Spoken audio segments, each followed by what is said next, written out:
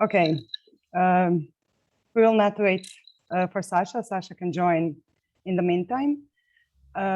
It's 2 o'clock, so we can start. Everybody okay with that?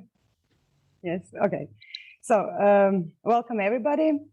My name is Lovorka, and I will host this last session of this year's conference, Scholarly Communication in Times of COVID. Here with me, you will meet Alexandra Freeman, our introductory speaker, Vukušić, Rukavina, Saša, Ceci, Vladimira, Šimić, Dasović as panelists in the session. So I will shortly, I will make short introduction to the session, and then I will leave the floor to Alex. And after that, our panelists will join in vivid and interesting discussion, I hope.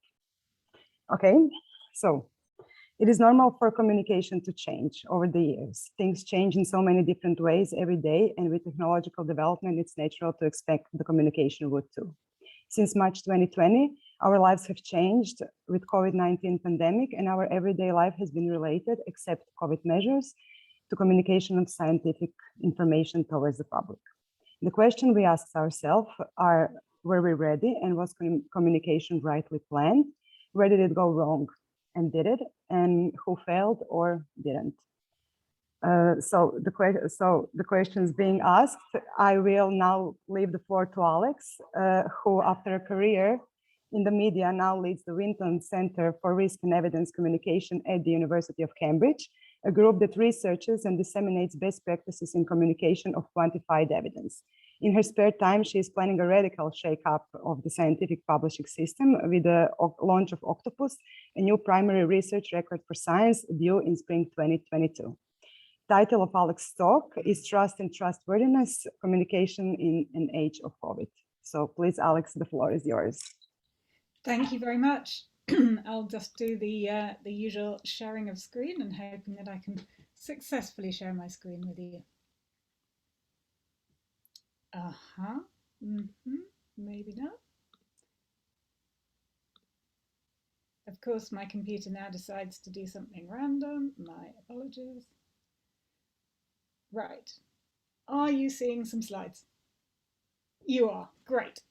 Well, thank you very much for inviting me.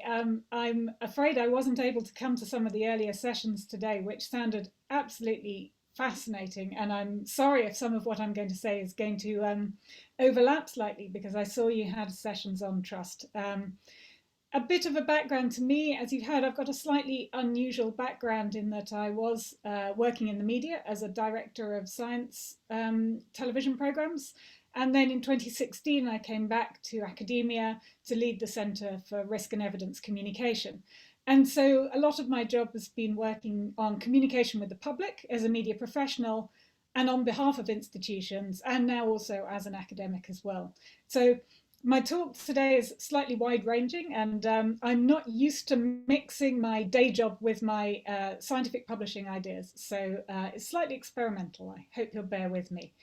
What I want to explore is questions like, how do people choose what to believe and trust? And how does that affect their behavior? How can organizations signal trustworthiness? And what does that mean for those of us in academia and scientists and the scientific publishing system? So roughly, I'll go through these in order, starting with, how do people choose what to believe and trust? And this is something that at the Winton Center, we explored during the very beginnings of the COVID pandemic. Right in March 2020, we were able to get surveys out worldwide, well, in 10 or more countries across the globe. And we asked people all sorts of questions about their perceptions of COVID and the communications around COVID. And I'm going to show you a couple of graphs of the kind of results. So I know this is a complicated looking graph, but it's very colourful at least. If you get used to this style of plot, so basically each line is a different country or a country at a different time point. So at the top, we've got the UK in red. We did surveys in April and May, and then we got the US, Ireland, Germany, Spain, Italy, Sweden, Mexico, Japan, and South Korea. Some of the countries we surveyed. And at the very end of the line, I've put the number of deaths there were in each country from COVID at the time point. So you can see this was really early on in the pandemic. Some of Europe had been heavily hit, and some countries much less so. And then each column shows people's rating from not at all to very much. How many people rated their trust in, the first column is the country's politicians to deal effectively with the pandemic. Then the country's national scientific and medical advisors to know what to do in the face of the pandemic. Then experts who are not connected with the government commenting on the pandemic. And then finally, the final column is the World Health Organization in dealing with the pandemic. And so each of the little black lines shows the mean for each country. And I think there's some really startling things that you can probably spot already. These very low levels of trust in politicians in the US. This was in Donald Trump's era. In Spain, especially in the later period, in May. In Mexico and in Japan. And very low trust in WHO, World Health Organization in Japan as well. In fact, Japan was pretty untrusting of everybody across the board. And so to help us understand this kind of pattern, we actually asked people to type in why they trusted or distrusted each of the groups we asked them about. And Japan, for instance, what's going on there? So these are some of the responses, genuinely representative selection of responses from Japan.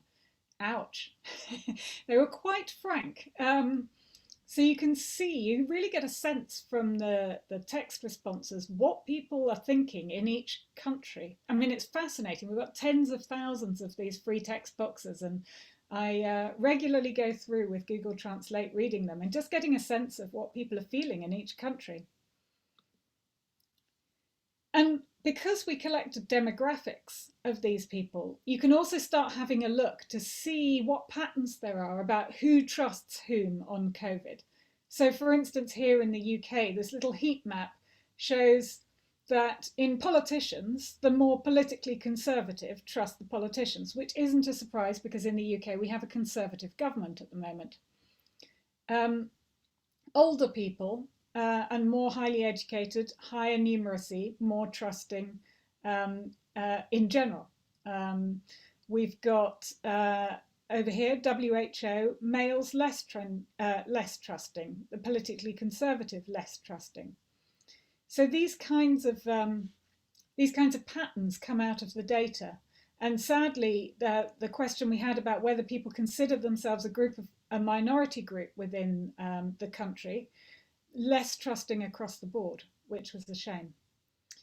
So these are really useful kind of data to start looking at. And we plotted this over time as well. So we looked throughout the pandemic across 2020 in the UK.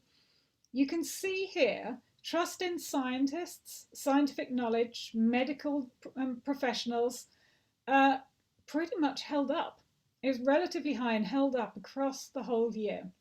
Whilst trust in politicians, the current government, civil servants, that took a nosedive. Well, at least it reduced significantly during 2020. And we carried on looking into the beginning of 2021 as well, and these trends continued.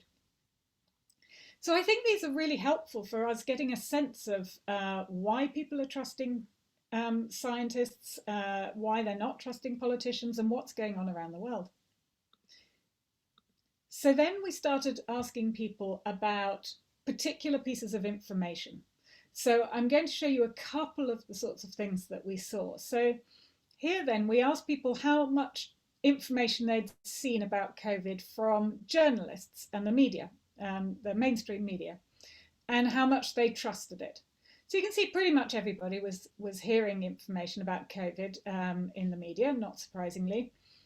And there's not too much of a range in trust, apart from, Spain and Japan and the UK maybe dropping off a little bit. And we saw a bit of a fall in trusted journalists in a lot of the countries that we surveyed twice. But then what I did was I started looking at the reasons. As I said, we asked people why they trusted different institutions and different sources in the media. And I think this is really interesting. So in green, I've showed the people who said they were sort of above half on the trust scale, and in red, the people who are below half. And then this is me categorizing their comments into sort of 4 different categories and then other. And the most common response was trust based on the source of the information and the perceived motives of that person who was telling them information.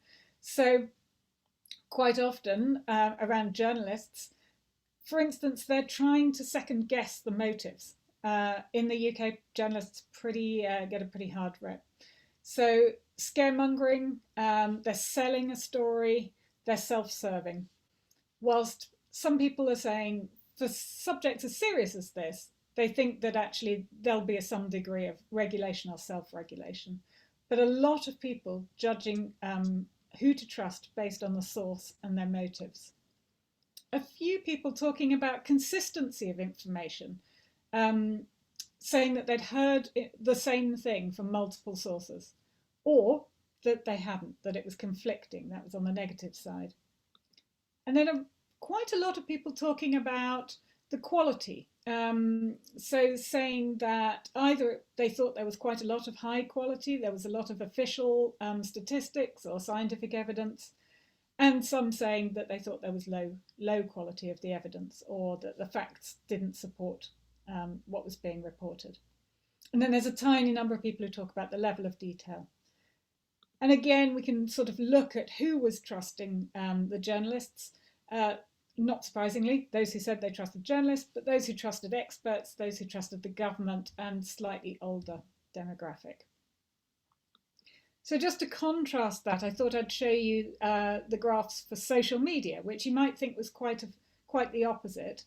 And yes, less information from social media on COVID from the people that we surveyed. Generally slightly less trust. But I thought what was interesting here was China, quite high trust compared to other countries in the information from social media. So I looked at the comments for why people were trusting social media in China. The ones again in red are the people who had a negative trust, and the ones in green are those representative of the comments from those who had a positive trust. And I think it's quite interesting that clearly a lot of people seeing officially produced information on social media in China, and they're trusting that. And they think that there is quite good regulation of social media in China. And there probably is quite a lot of regulation of social media in China. And quite a lot of patriotic messages, like the ones here, that popped up a lot in the Chinese comments. So I think it's really, again, really interesting to look at these kinds of free text responses. And just quickly then, who trusts social media? Well, as you'd expect, it's people who, well, as you might not expect, people who have higher trust in journalists, higher trust in government, higher social trust. So they trust people generally, lower education, lower numeracy. So anyway, we did this for all types of information sources that we asked about.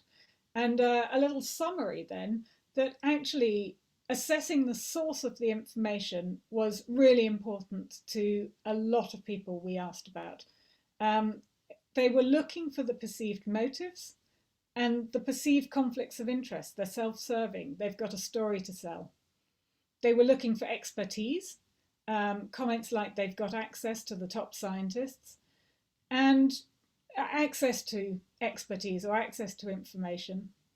And then when people were not commenting about the source and they were literally just talking about the information, consistency. So had they heard it from other people? Did it fit with their own beliefs?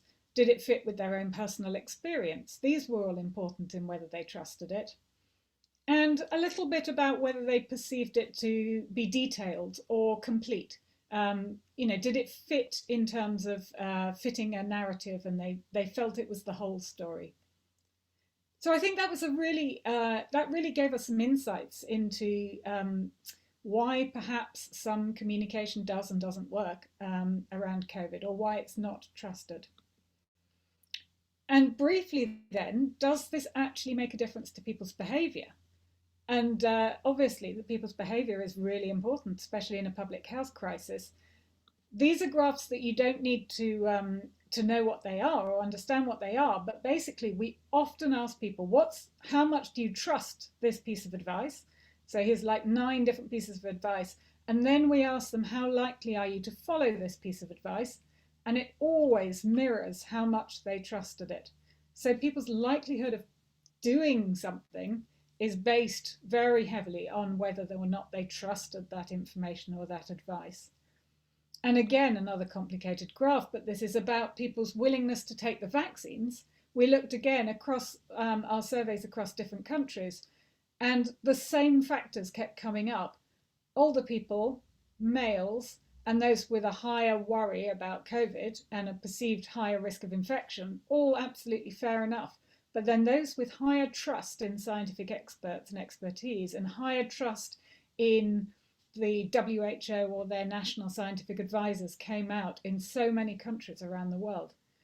So I think these, again, are really important for institutions to bear in mind. Trust is important. And it's not that institutions don't know this. People are always coming to us and saying, how can I be more trusted? And our answer is always, be trustworthy. It's like the bully in the school playground saying, how can I get more friends? How can I get people to like me? And it's be more likable. And this is Baroness Honora O'Neill. And I would highly recommend, if you've got 10 minutes, watching her short TED talk on trustworthiness, because she talks about 3 things that an institution should be signalling to demonstrate trustworthiness: honesty, competence, and reliability.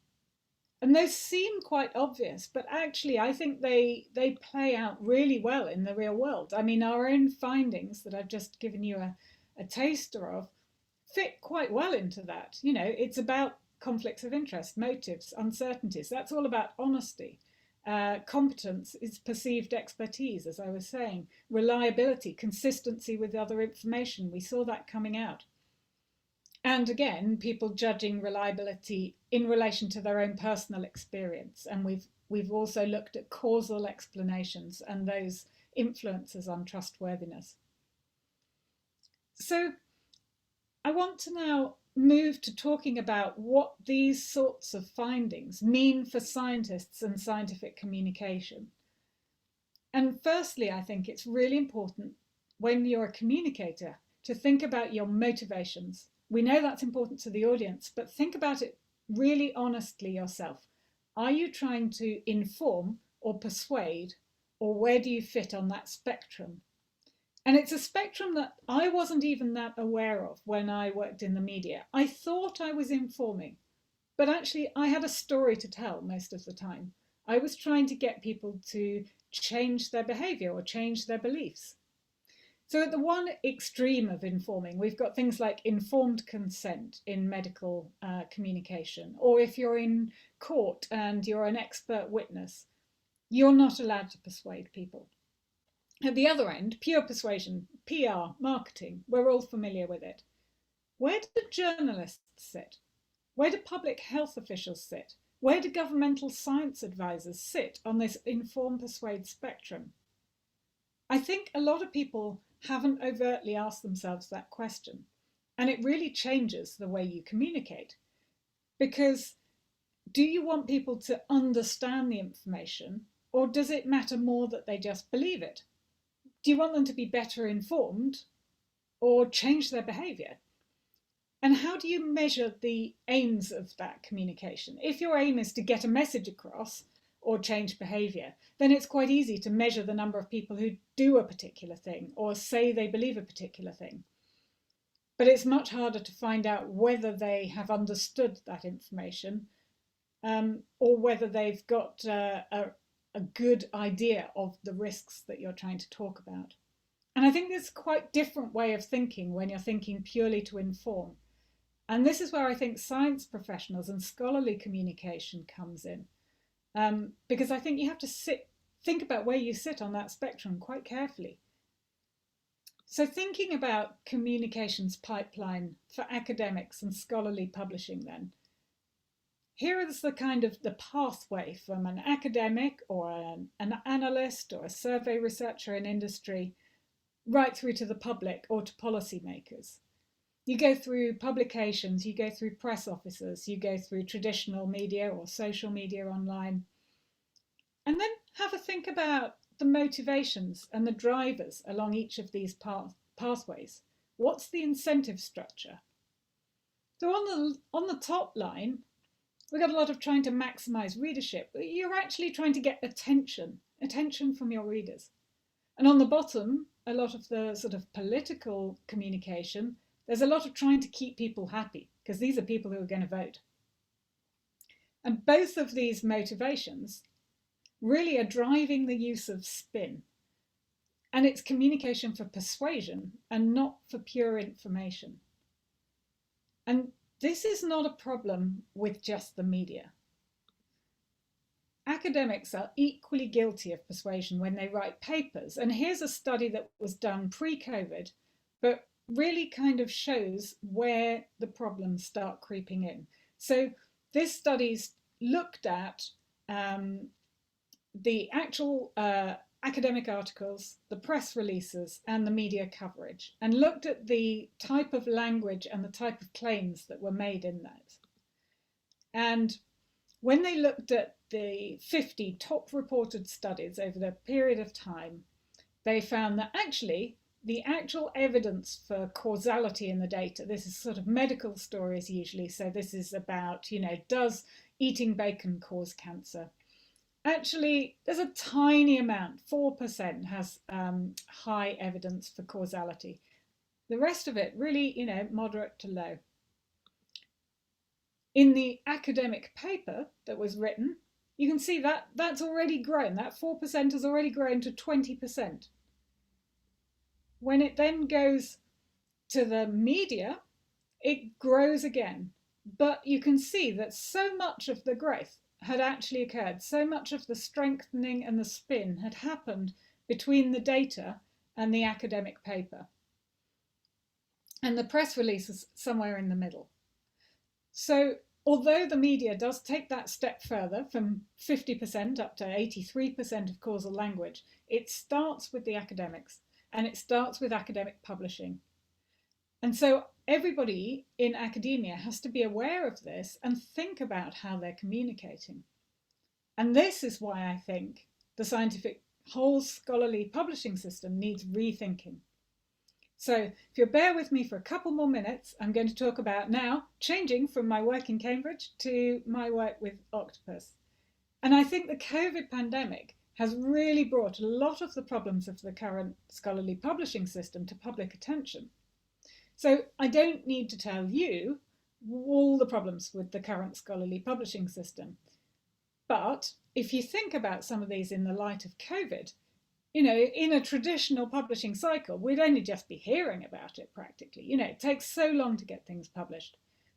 We've heard about the problems of guides to quality.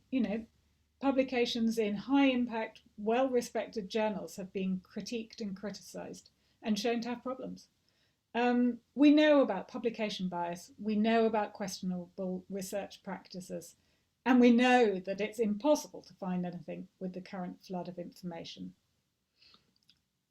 But I think this comes down really to one thing, and that's that journals are trying to do two jobs at once. They're being pulled in different directions by the job of disseminating useful findings to practitioners or other researchers, which is mainly about persuasion. Think about the popular bits of journals, the news and views. This is what's driving their revenue. And that drives that incentive structure to make things attractive and readable and keep the word count down, keep a nice clear narrative structure. On the other hand, there's this rather thankless task of being purely informative, which is being a kind of patent office for establishing priority for scientific work a place to record full details of methods and data and protocols. And that's a really specialized kind of communication. And so it's quite understandable that that gets naturally sacrificed as journals bend towards serving the first of those two jobs. So the incentive structures support the persuasive communication and not the purely informative communication. So I think the answer is to split these two jobs apart. And that's what the new system, what Octopus is designed to do. It's designed to be the primary research record, to take on that second, slightly thankless job, leaving journals free to do the first job of dissemination properly. And then we don't have the incentive structure of good dissemination, bending the incentive structure of good research.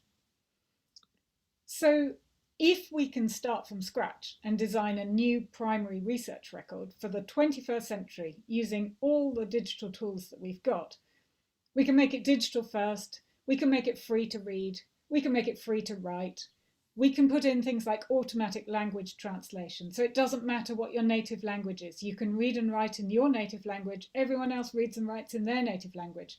This is the sort of technology of the 21st century. But we can also take things apart slightly more. We can make the publication system not based around papers, but around smaller publication units in a new structure. And I think this is really critical to thinking about how we do research and how we approach research. Because the scientific process naturally comes in a series of steps. It's a logical process of inquiry, one after the other. Each step requires quite different skills and resources. And by forcing people to get right to the end of this process before sharing any of it, causes so many of the problems that we see in scientific sort of research culture. You're retrospectively forcing a linear narrative. You're only able to publish when the data has all been fully analysed. It could be years down the line, but also you've got that publication bias. You want to publish when the data supports the hypothesis, which is the driving factor for so many questionable research practices. And you want to make a good, readable, persuasive story.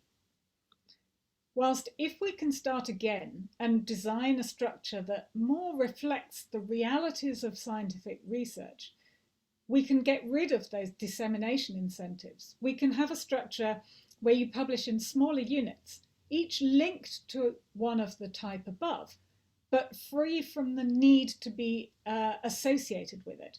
So if you're familiar with registered reports, where you submit to a journal and have acceptance and peer review at the protocol stage before you collect data, it's a bit like that, but taking that to its ultimate conclusion so that every part of the scientific process is considered and reviewed separately. And that review is the 8th type of publication that can be attached to any other type of publication, treated and valued in the same way, because reviewing is a scientific skill just like any other, and by incentivizing it, we can encourage good reviewing. So this is the basis of the Octopus concept and why I think we need a new primary research record as a different way of disseminating information. And I hope I've tried to explain how I think this fits in with the problems of communication, of trust, of informing versus persuading, and how COVID has brought that all to light. And thanks from funding from the UK's government funder UKRI, Octopus is launching next spring. So you can follow us on Twitter or have a look at the prototype on that website. And at that point, I'd definitely better stop, because I know we've got an amazing panel of people and hopefully lots to talk about. I just hope that this has provided some background for that discussion. Thank you.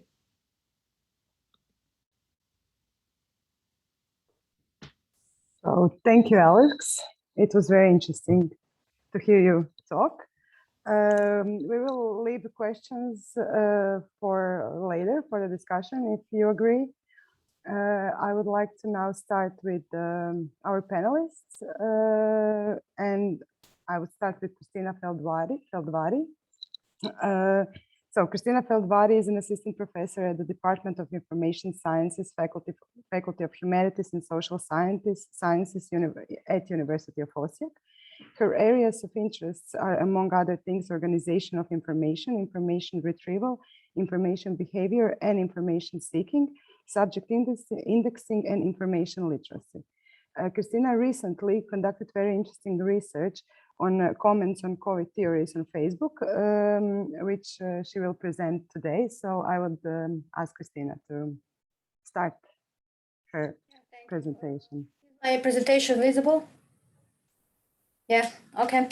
Well, Lovorka said everything about me, but I will repeat. My name is Kristina Feldvari, and I'm assistant professor at the Department of Information Science in Osijek. My research interests are information retrieval and information seeking and search and behavior. And information behavior refers to the way in which people seek, search, disseminate, interpret, and present information. Also, it is also connected to a full range of human personal needs, psychological, emotional, affective, cognitive, etc. Related to COVID-19 pandemic, we conducted research on information behavior, disinformation, and conspiracy theories about vaccination against COVID-19 virus on social networks and in the media. And the goal of our study was to understand people's opinions and public sentiment toward vaccination against COVID-19, to identify the major thematic areas and of disinformation and conspiracy theories related to vaccine against COVID-19 on Facebook and social media, and to determine the ways in which users seek, share, present, and interpret this type of information.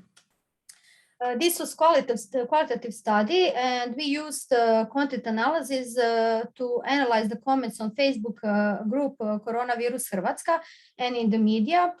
These were comments below posts and comments below articles from the links that were shared on portals.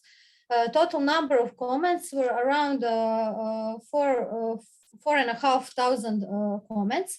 And as you can see here on this graph, 79.3% of these comments were marked as positive, neutral, and irrelevant, and only 20% of comments were negative.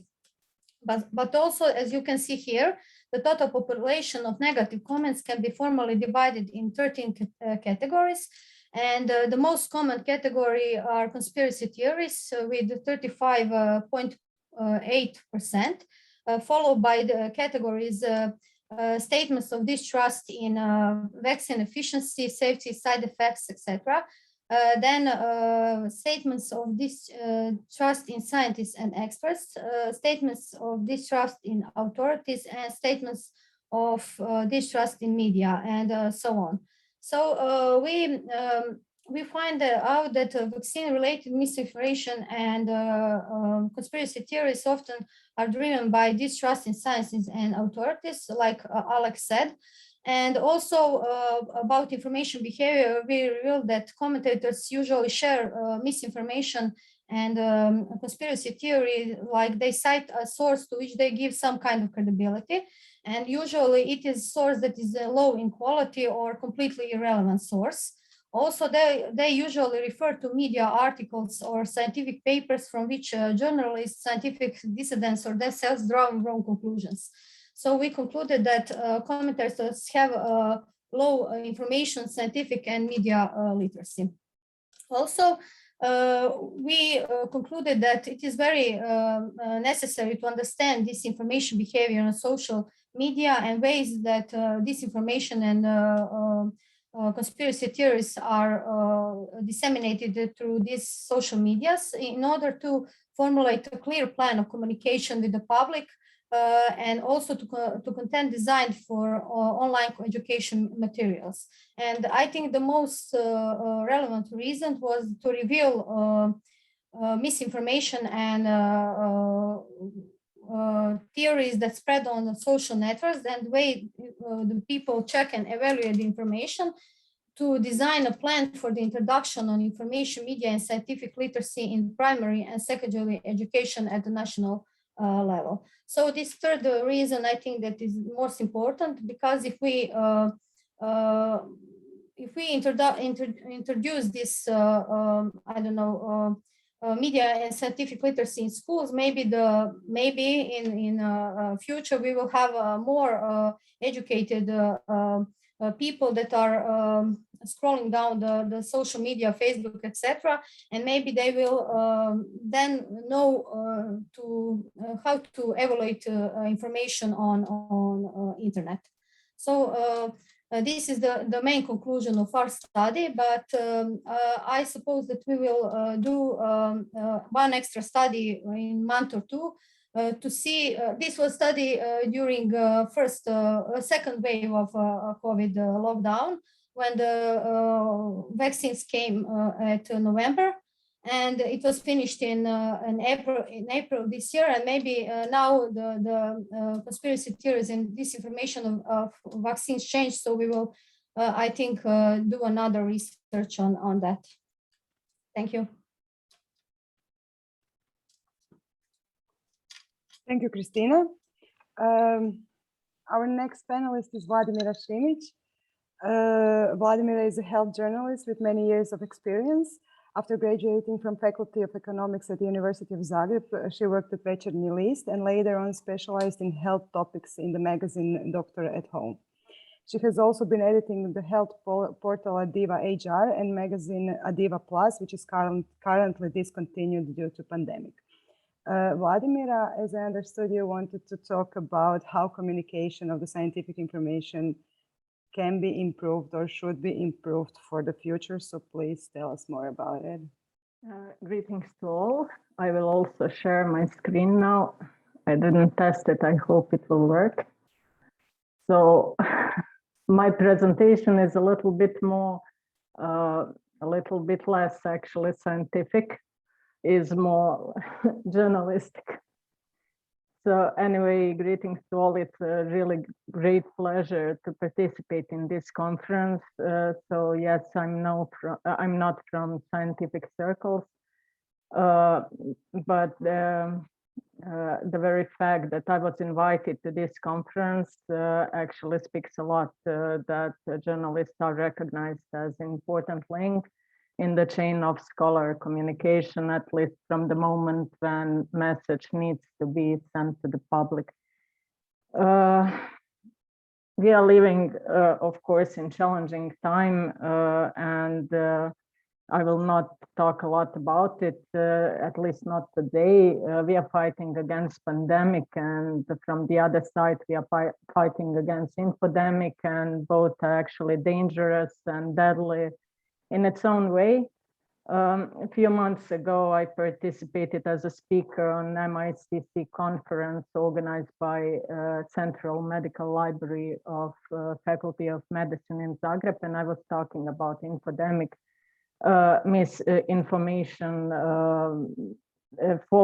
fake news, conspiracy theories, and all other illnesses actually of nowadays communication related to COVID-19.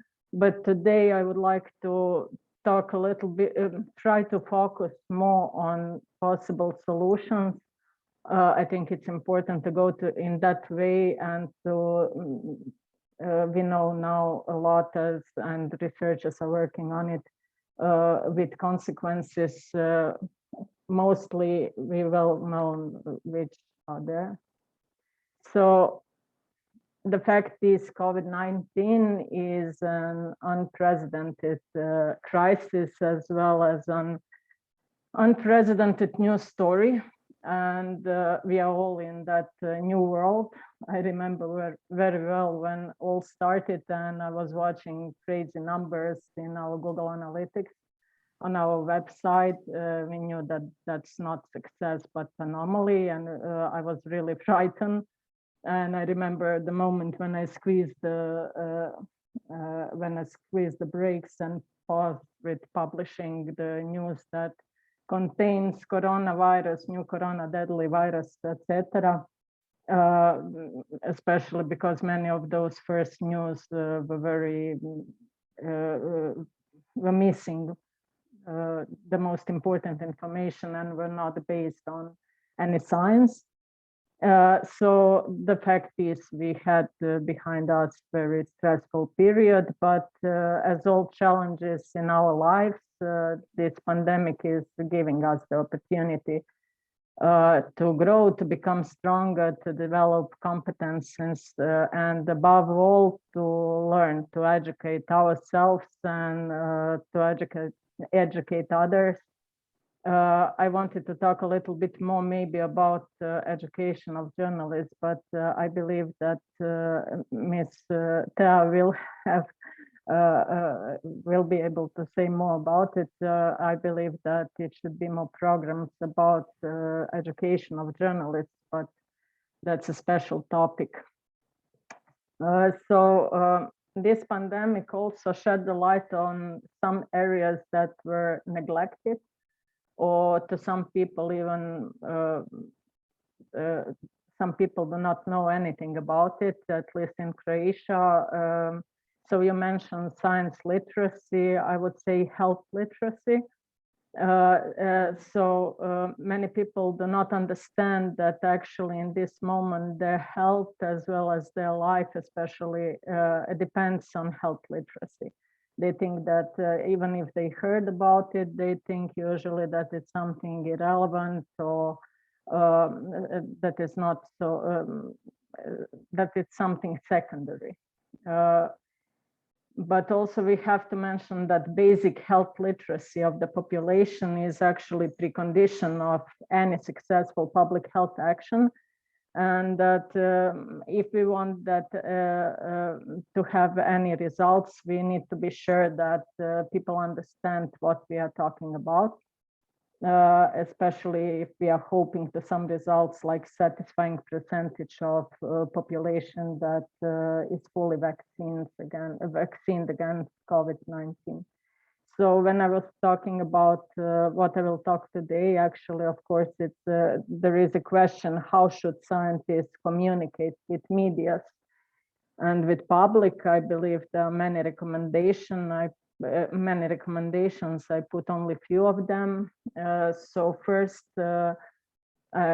they should communicate only facts. So it should be very careful when it's about personal opinions and similar when you're talking with journalists, especially if you know that some of those thoughts or that are not actually proved, but only your opinion could trigger panic, fear, people are nervous, react very widely. So we should be very, very careful when we communicate with public. Also, messages should be as simple and as understandable as possible. That's is extremely important, that everybody understands what you are talking about.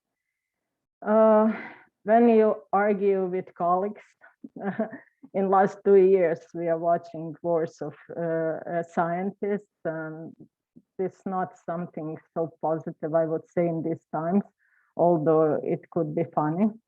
But if something like this happens, and if you argue with colleagues in front of the camera, you should know how use arguments, not insult, attack words, not the person. That lately we see some really ugly fights, so that should be avoided. Generally, of course, it should be avoid aggression in any form. Also, you should be careful with humor. So I have a feeling that people in last year or two lost a sense for humor. So it should be avoid cynicism and sarcasm. Scientists should, what also Alex talked about, think very carefully before they speak in front of the journalist. You are responsible for each word. As I wrote at the beginning, words can kill or words can heal. So you can, your speech can be a weapon or it can be medicine. I would also mention synergetic effect. So the power of the group is always actually bigger than the power of the individuals, and it's always more let's say, effective when scientists are in the groups organized. So there should be, I think, more of organized activities on social networks like UN's project Halo, where they gathered more than 100 scientists, and they were writing on social medias about vaccines, about vaccinations. So that's something that really it's important to be active on social networks. And I would be very happy if each scientist would contribute to scientific health literacy whenever he can, wherever she can, to share knowledge from the field they can you can film a video, you can write a blog, but to share knowledge as much as possible. So shortly, that would be from me. I hope it's not too much, and I hope that this will contribute to a better understanding of science. Thank you, Vladimira. Thank you. It was very interesting. Teja Vukušić-Rukavina is our next panelist. Teja is outside. She's outside of conventional frameworks in many ways. She likes football. A psychiatrist who works less clinically with patients. She is much more concerned with public health and mental health promotion. She works at the School of Medicine at University of Zagreb as an assistant professor. Her scientific interests are qualitative methodology, the stigma of mental illness, and health management. So Teja, please share your thoughts with us. Okay. Thank you, Lovorka, for inviting me in this interesting session and the conference. And I would like first to compliment to Alex about her very interesting presentation, and also to Kristina, because qualitative methodology is my area of expertise, and I was very interested to see the results of, I think, first, this kind of research in Croatia.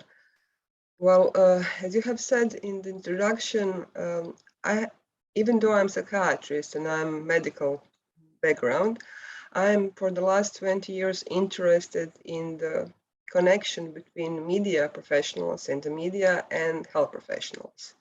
So for the last 20 years, we have organized so-called media and health course with the aim to improve the collaboration between the media representatives and all kinds of health professionals and people who are working in the health administration or health-related NGOs. And this started in the era when social media was not so expanded as it is today. But nowadays we are facing some problems, which is not that the only production of the information comes from the mainstream media and gets to the general public. We also have a huge amount of the information which is created on the social media. And social media enables this direct and rapid exchange of the information, which is one of the factors which created this epidemic with a lot of fake news. As Vladimira mentioned, now health literacy or science literacy, I will refer mainly to the health literacy, is a huge problem, because we have last research for the population-based study in Europe show that almost 47% of the population in the Europe does not have an adequate status of health literacy. So when COVID came, the health literacy or non-existing health literacy in almost half of the population became even more problem. So this is just a short introduction from my perspective, and I would like to emphasize, besides educating journalists, which becomes a problem now, we don't have any more big media with specialist journalists. Journalists are now covering all kinds of sectors. But we also have to have education for us, for the health professional and scientists, how to communicate. Because it is one thing to communicate our scientific knowledge and expertise and our research findings. But as Alex showed, it's a process how to transfer our knowledge to the general public. And we are usually not educated to do that.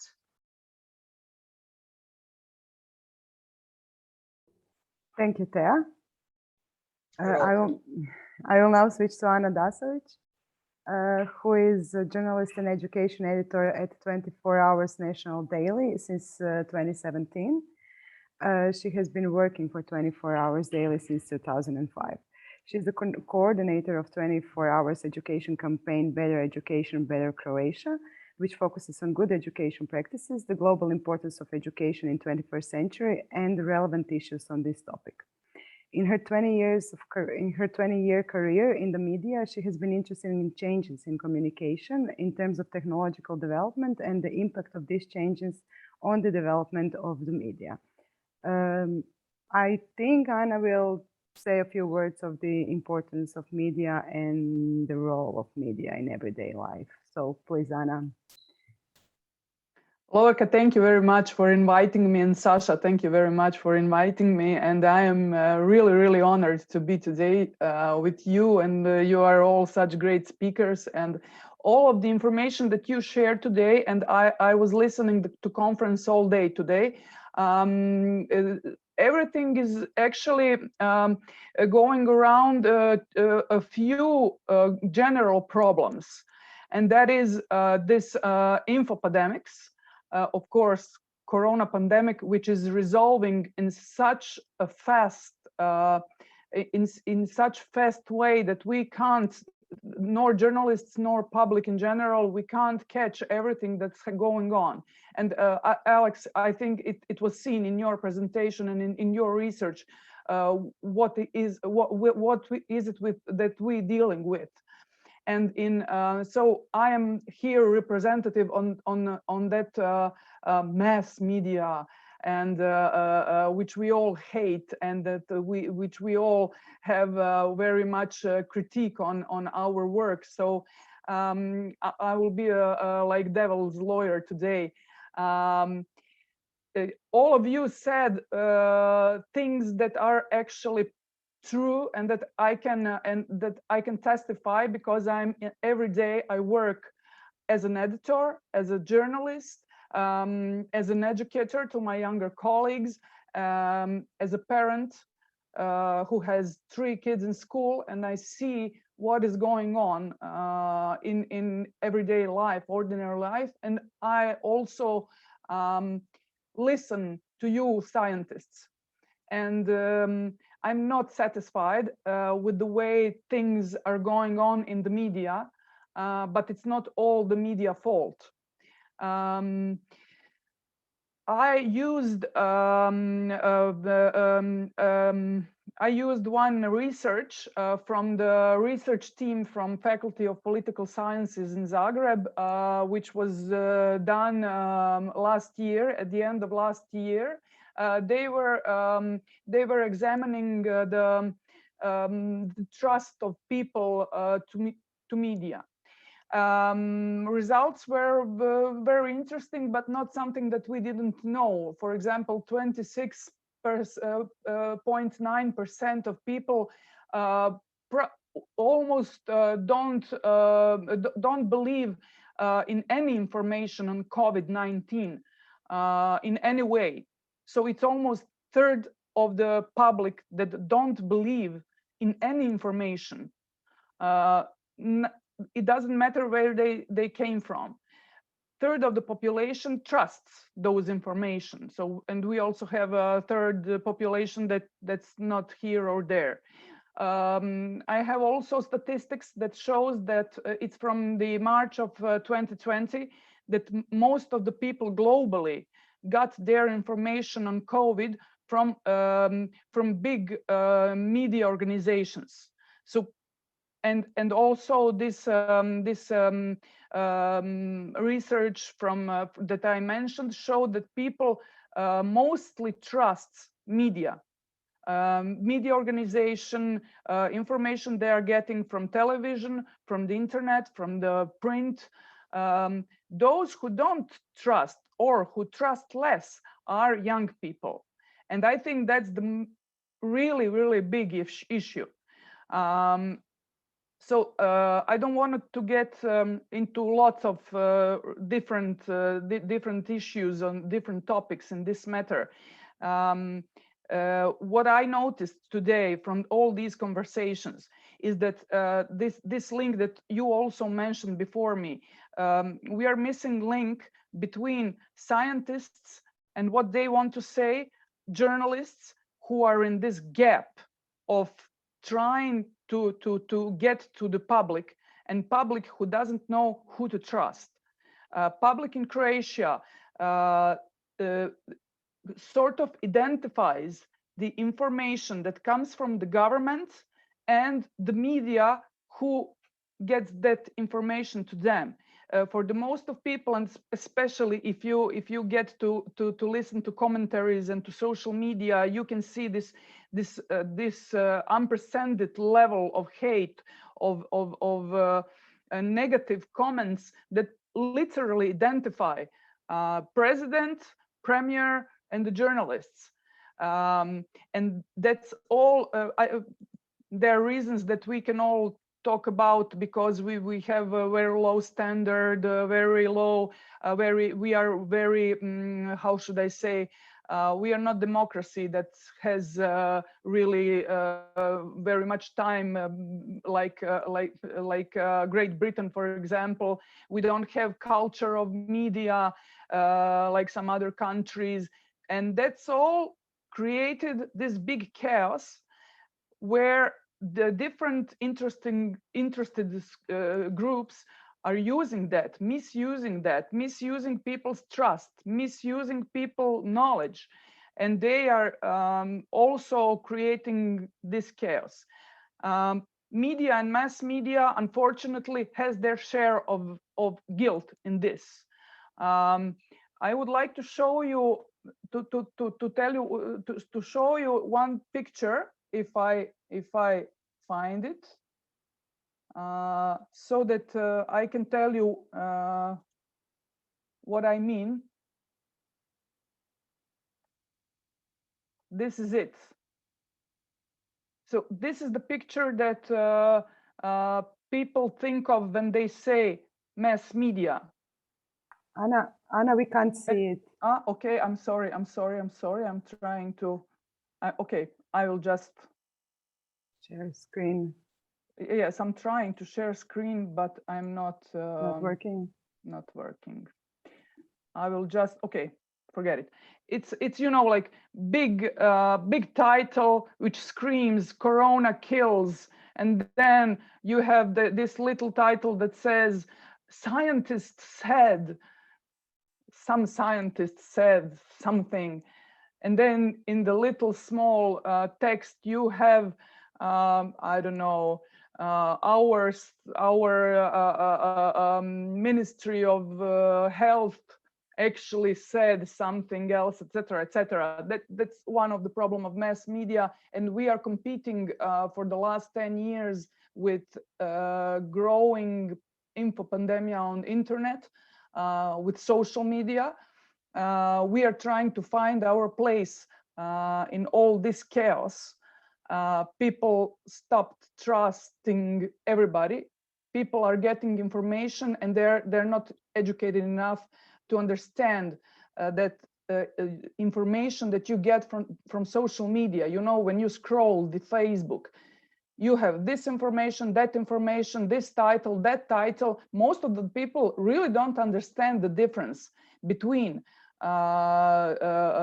media title, media text, and somebody's opinion.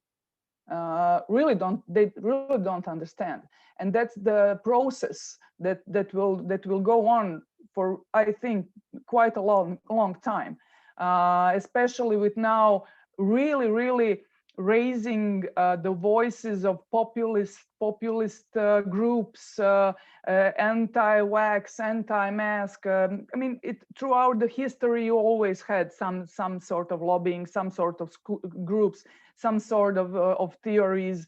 So it's not something that's never happened.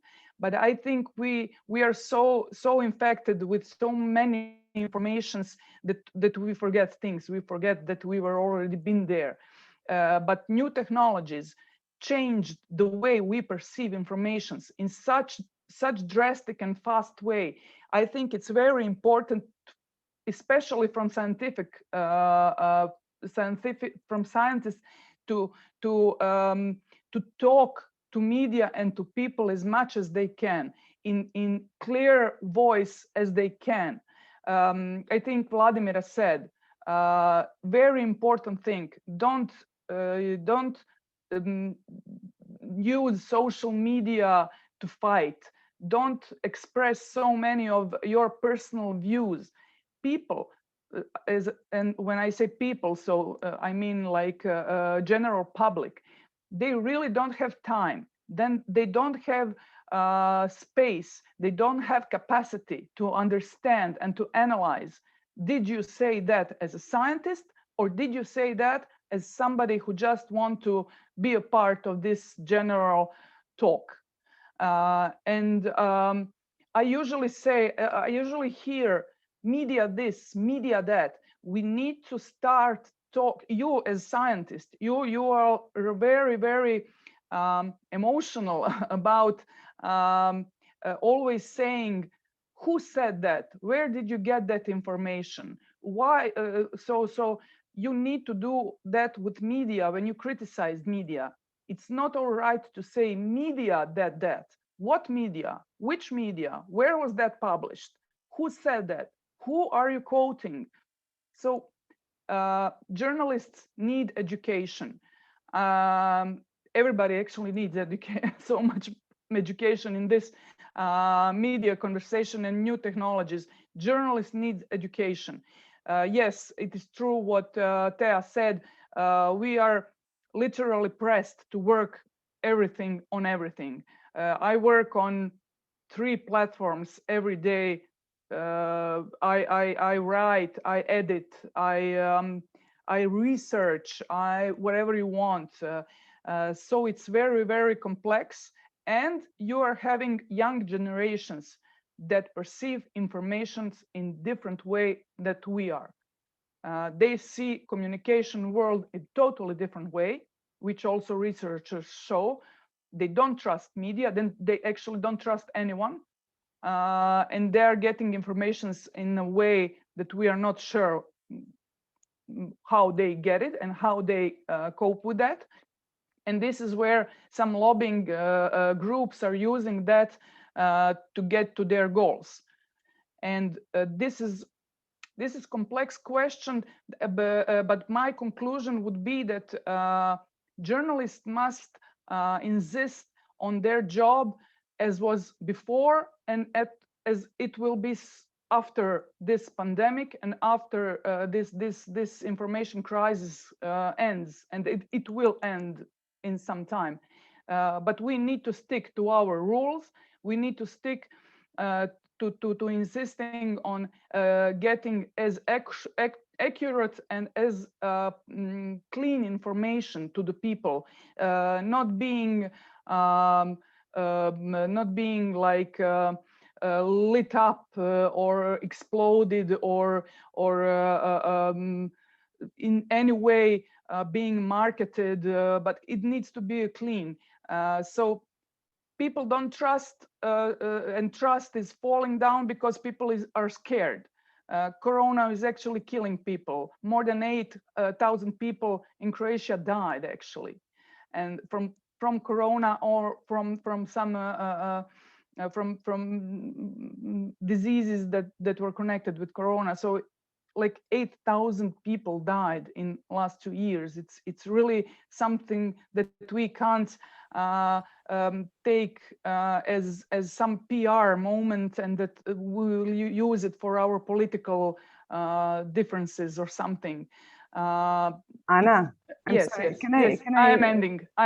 Yes. Sorry, no, just because we will have Saša, Yes. and then we turn to the panel. Before that, I just wanted to read the comment before Saša. Sorry, Saša, you will be patient just a little bit.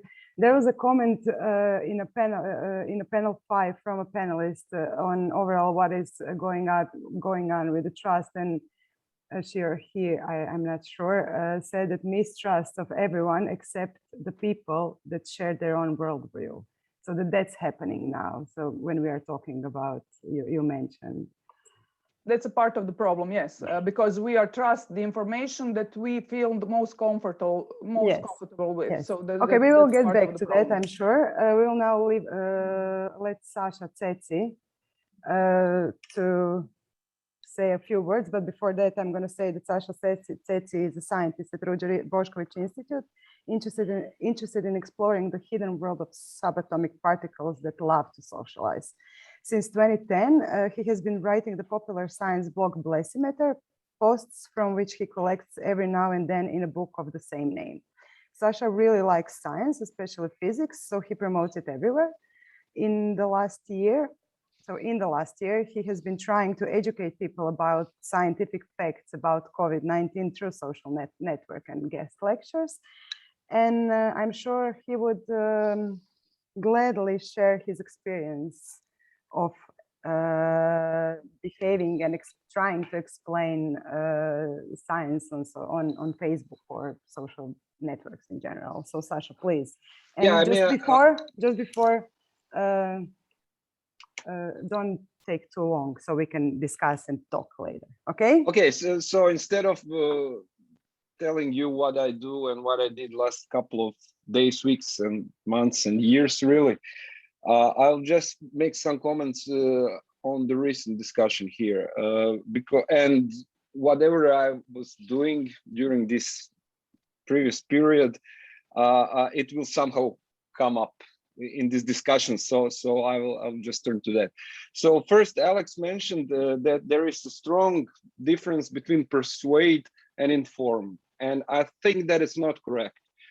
Point is that the way you choose the way to inform someone will persuade person into something. So whatever I do, whatever I say, whatever information I show, if I just put one word, and then is it this word in red or blue ink? Is it large or small? Does it look scary or does it look calming or something like this? This will change the opinion or feeling of a person, and this feeling will somehow later on change its choice of, I don't know, product on the market or something. If you're buying toothpaste, you will choose different one because you saw the name with different color. So the point is, everything is marketing. We are beings which think that we are rational, but we are not. And this is the biggest problem that we have with this pandemic here, because we strongly feel and believe that we are rational, and we aren't. So that's one point. About Kristina, Kristina showed this many positive comments. Where did you find them? I want to go to there because I haven't seen anywhere so many positive comments. Usually it's complete, I don't know the proper word, but probably some curse word would explain. So this is terrible, terrible. And it's deliberately terrible, so that if there is anyone who is positive, that person will be scared and discouraged to publish something positive, because other guys will just destroy it with this negativity. So basically all the comment sections are just negativity. And I blame, of course, newspapers and journalists, because they produced this stupid thing. It wasn't that important that you have, we had these forums and groups for 20 years.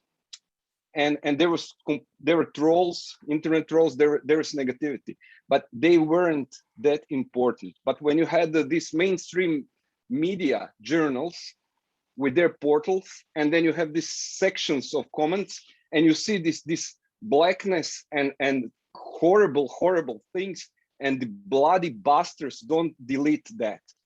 They just leave it there, and they leave it deliberately because it produces more clicks. It produces more money. It's so cool. So they produced this terrible thing. So, okay, Vladimira said something about aggression should be avoided.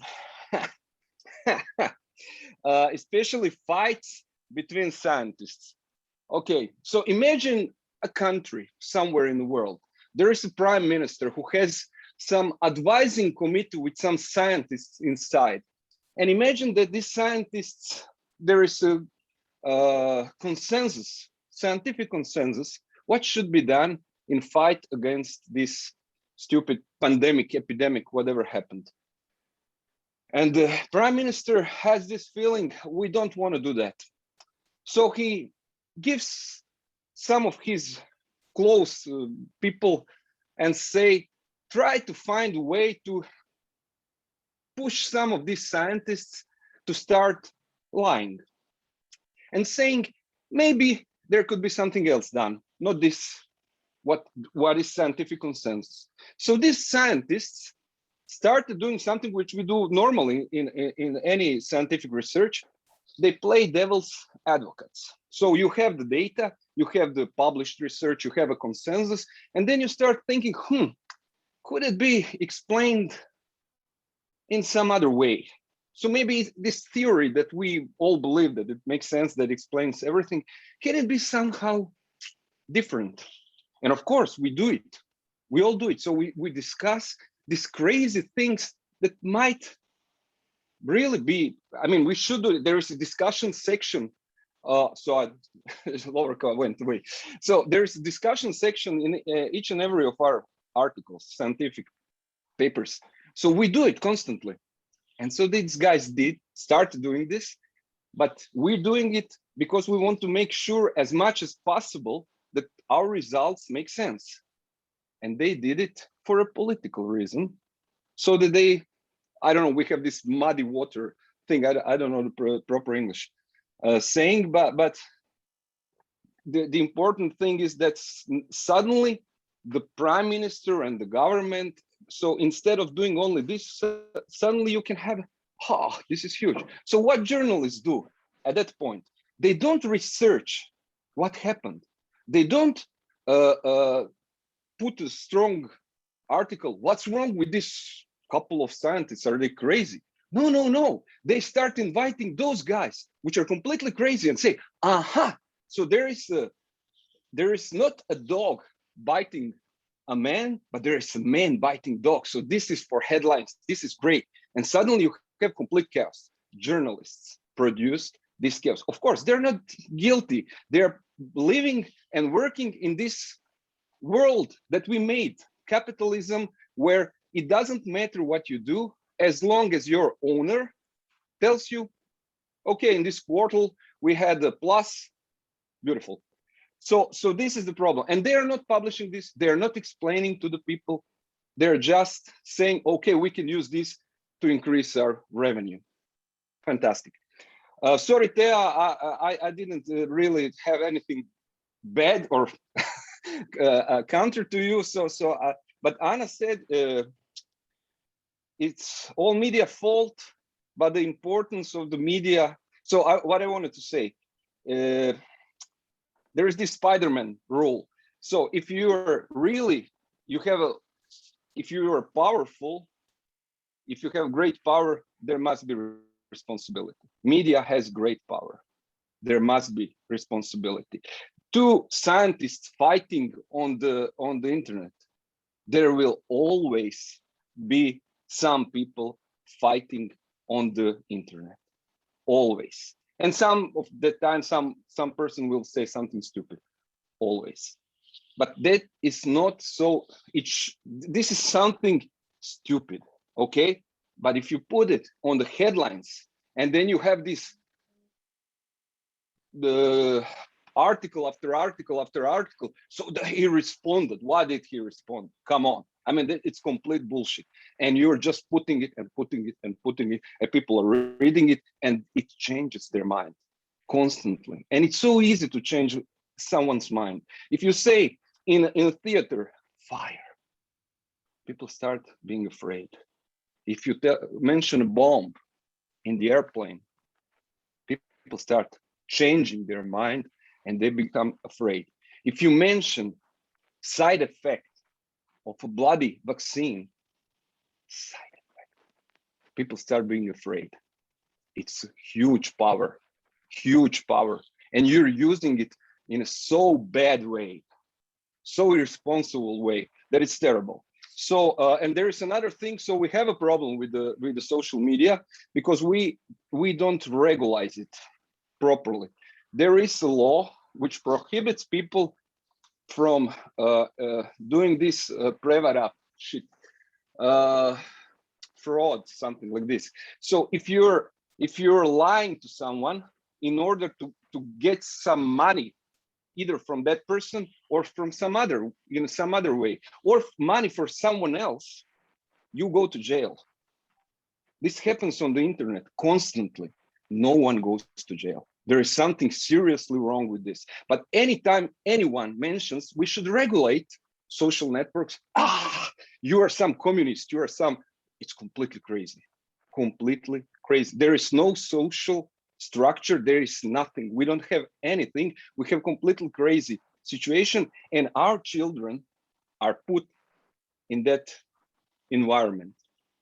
So they live among people who are lying, constantly lying to them, cheat them, trick them, and produce some horrible things. So this is completely crazy and completely scary.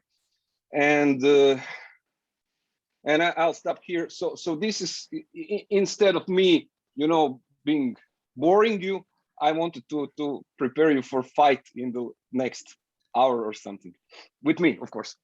Thank you, Saša.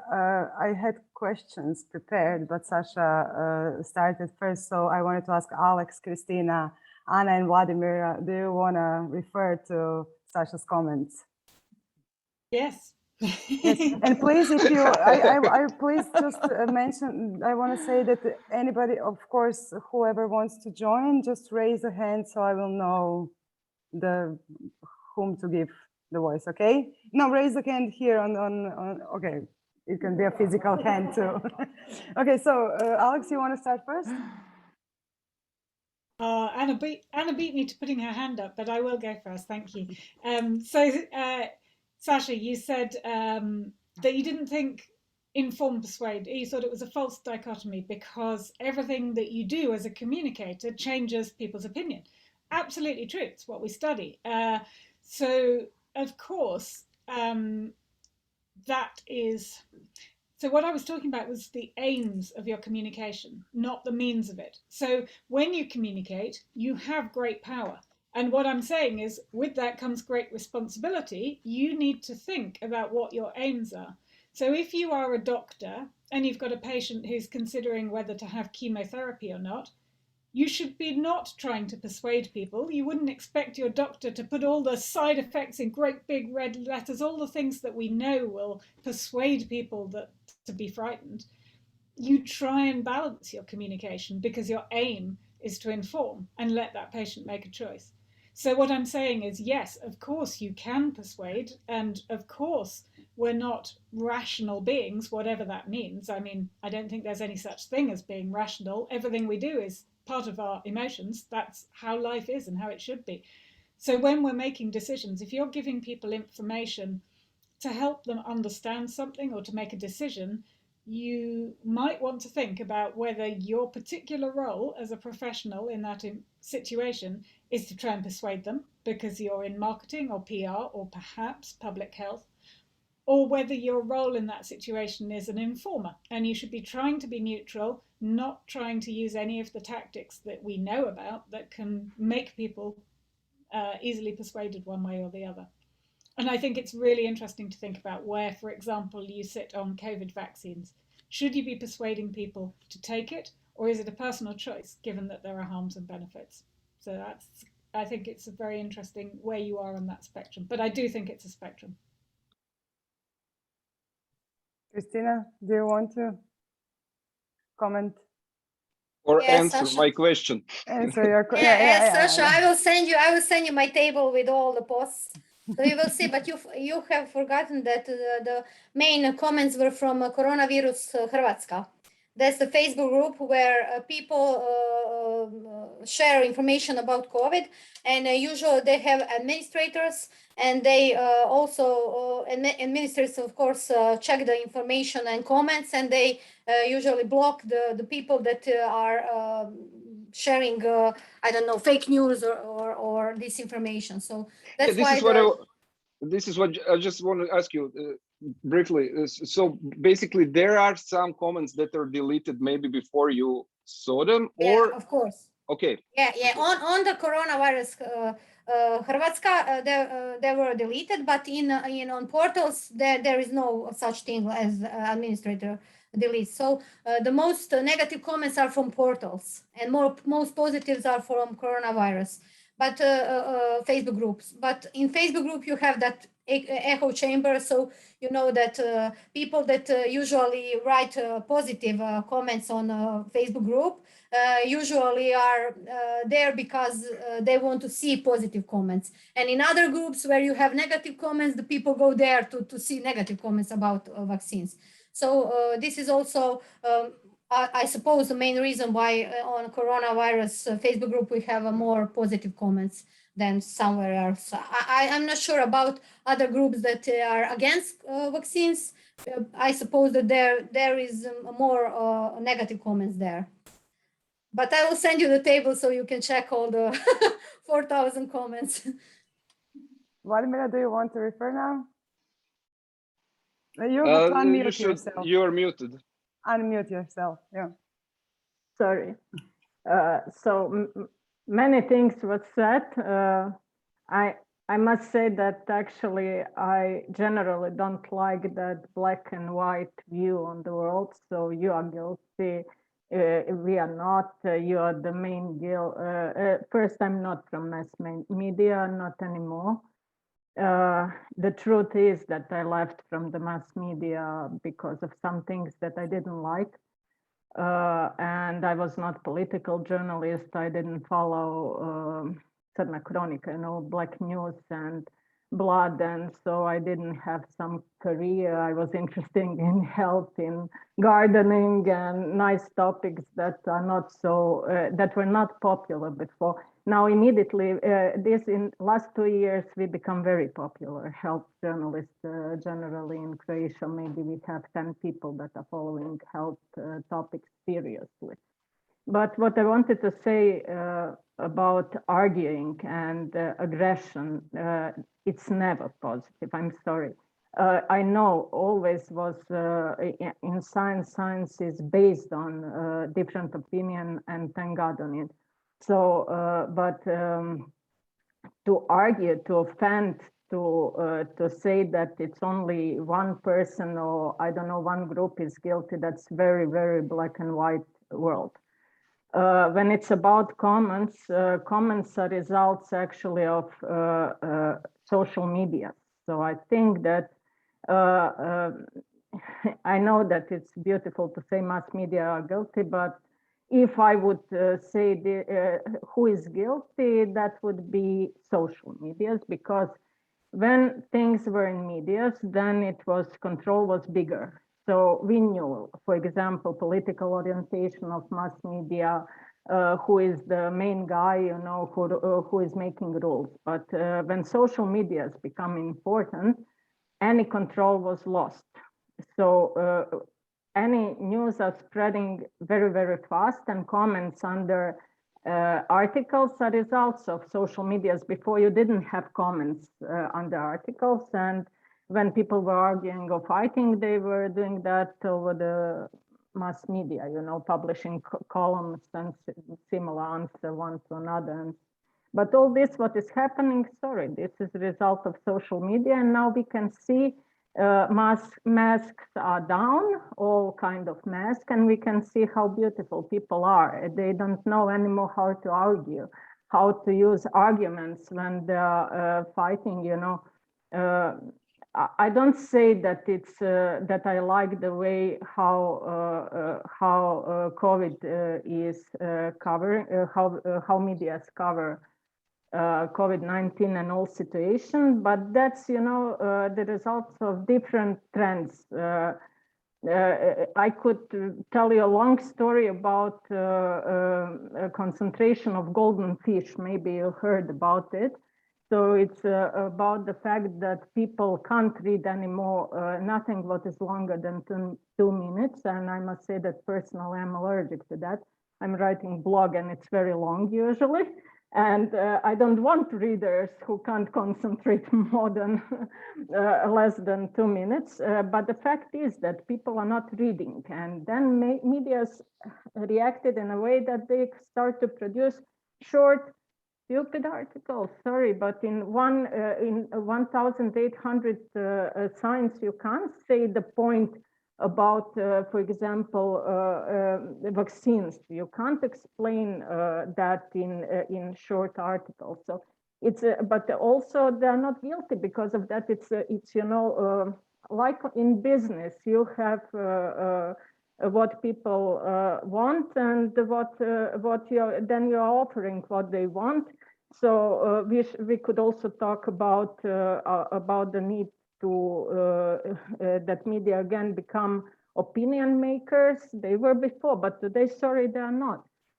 When you mention kids, I have 2 kids. My son is 15, my daughter is 11, and I'm more afraid of social media, TikTok and other networks. I'm very happy when I see not Quebec or someone who is popular from scientists, you know, who understood their way of thinking. They're not watching news. They don't care about Večernji and Jutarnji list or mass media in Croatia.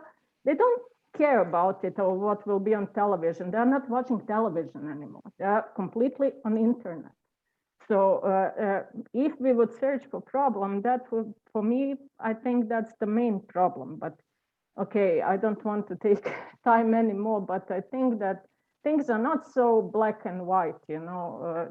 We should stop to fight and start to tell me the solution. Tell me how you would solve that, you know, rather than you are wrong, you are guilty, you are. I love your way of communication. I was watching you a few days ago on television. I was watching you with Sprites, you know. I was hoping that it will be a little bit more aggressive. But it was good. It was. I like you. I like to watch you. But this is too black and white, I think. Sorry. Okay, I kindly disagree. Okay, Saša. Saša, let's hear Thea and Anna, and then we will go back. Okay. To the comments. So Thea, you want to comment? But you have to. Yeah. So yeah, I want to comment on Saša's few sentences that he gave. One was referring to Alex about informing and persuading. That it's quite the same. Actually, it is not. It's completely the opposite. Because to inform is to provide you information. To persuade someone, it has the consequence of something. It's called behavior change or intention to do it. And health behavior change is something that we in health promotion are doing through the social marketing. You have given the example of someone persuading you by some commercial to buy different kind of toothpaste. That's commercial marketing. But in social marketing, we are trying to achieve health behavior change, for example, for someone to stop smoking. So the information that smoking is very healthy, very bad for your health has all the population of Croatia. But even though 30% of the population is still smoking. And this is something that is really important to acknowledge, that gaining the possibility to shift health behavior change is something extremely different to do. And now I will refer to the vaccines. This is why we are so inefficient in vaccination in Croatia, because not only the government, we as scientists and all the authorities who are responsible for it are not promoting the vaccination and the efficiency of it in an adequate way. Okay. I mean, you. Okay. I mean, we can continue this later, but it's so easy to say that when something isn't done, and then you say, well, it was done in the wrong way. That's so easy to say, but it doesn't have to be. Sometimes you do everything right and things just come out wrong. So it's not proven, and you haven't provided any particular, like Vladimira said, any particular way to do it, but just said, it's wrong. They did it wrong. Well, I don't know. Maybe they did it right and it simply didn't work because of what I said happened. Maybe this was just our country and not some other country where something like crazy like this happened in my story, as I mentioned it. But still, okay, probably Lovorka doesn't want me to talk. Or how come I'm talking now and I couldn't talk before? That's so crazy. And Lovorka is still muted, so it's no, so it's not true that I don't want you to talk, but there's so many questions and I would like to cover, I don't know, not most because we're not going to have time, but at least some interesting ones. So I would like to give floor to Anna because she's waiting, and also of course. And I have a question for her also from comments. Dalibor Jakoš, a question for Anna Dasović too. So tomorrow, so the question goes, tomorrow in Zagreb is Festival of Freedom, anti-COVID festival will be held. So according to some estimate, around 2,000 to 4,000 people are going to attend. Will mass media such as 24 Hours cover it? And what is your opinion? Should that kind of event got media coverage? That is the question.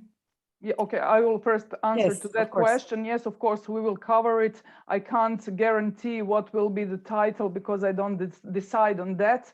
But my professional opinion is that every event like that must be covered. There will be very many people who has their point of view on the actual team, something that is really bothering every one of us, no matter what we think about, and they need to be covered because it's our job to cover the events that are very important for our society.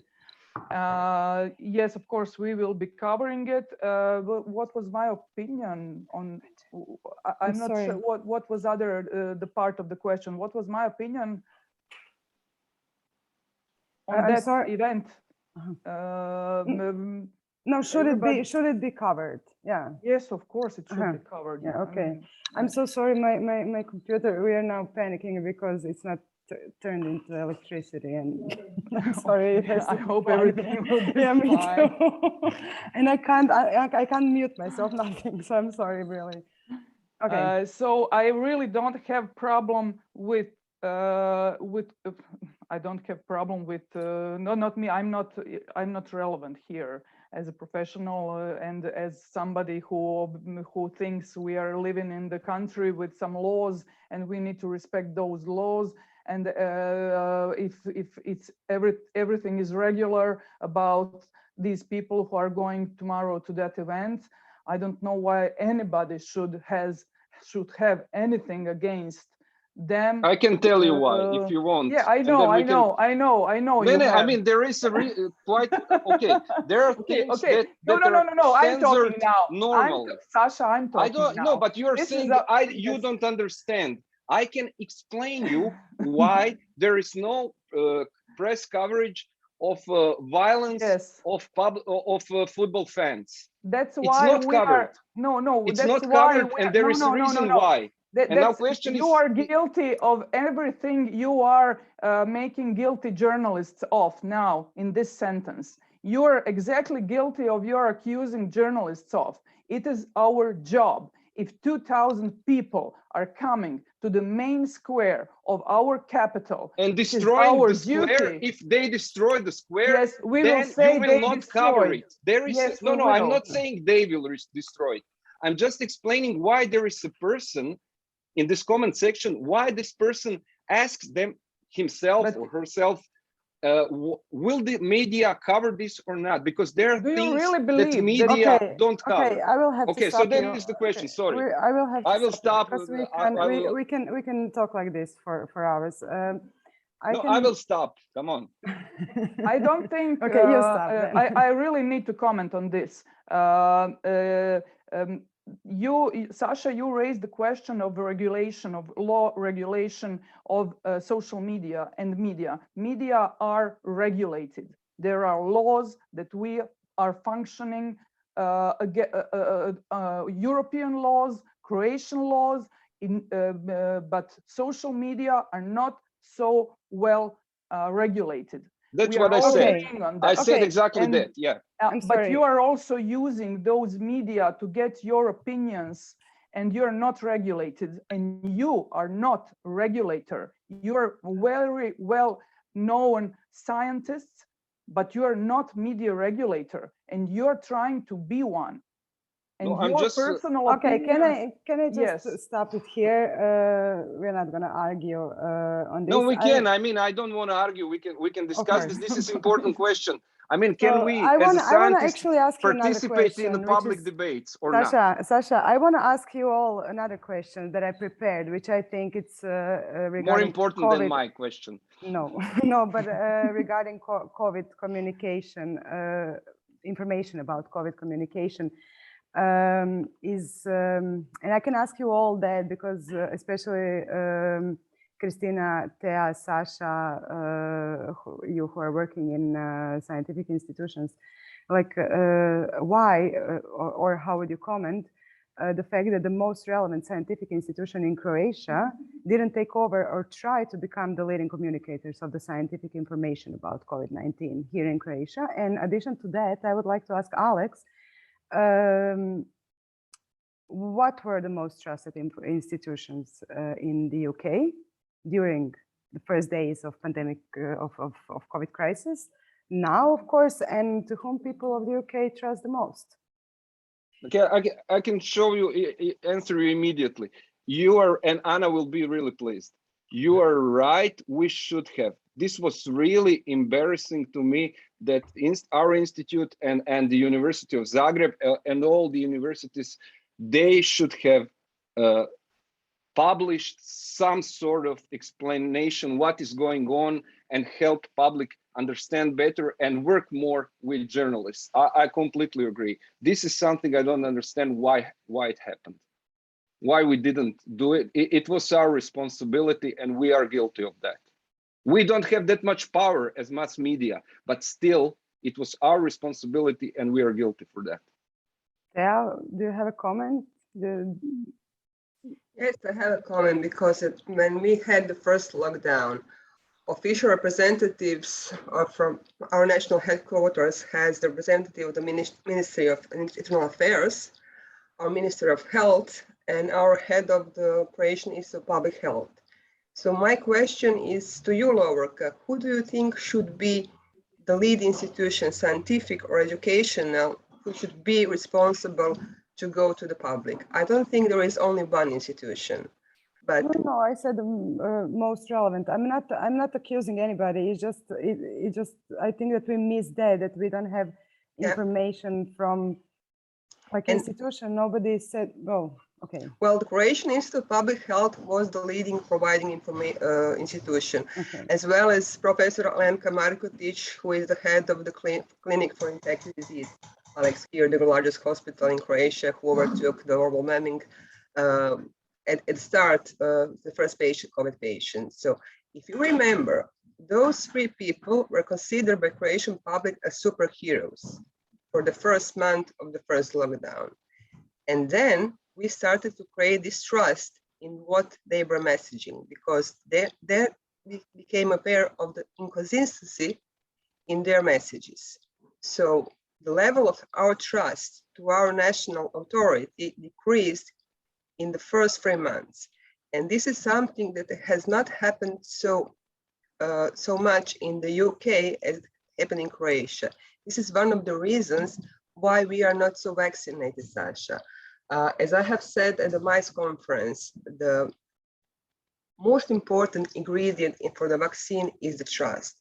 And we don't have that much level of trust in science, in the vaccine, in its effects in Croatia. Okay. Maybe anybody else wants to comment, or Alex, do you want to say something about UK experience, please? Yes. So, I mean, we had a similar thing at the beginning of our first lockdown, that we had a big, everybody saw the medical spokespeople as heroes. They were the people who were going to come in and help sort out this terrifying situation. And then there was a dip. And that was I think that's a fairly classic kind of, peak of trust and then a dip of trust. But for science in general, that scientific knowledge and medical professionals, we've had a relatively constant high level of trust.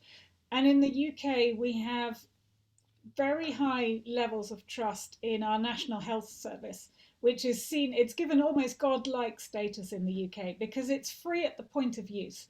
And I think that means that people don't question the motivations of any of the professionals working within it because they see it as a public service for you. Why would they have anything other than your best interests at heart?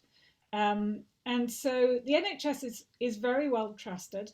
And we also had scientific and medical spokesmen who came onto national television and communicated very well. And we've got a whole range of them.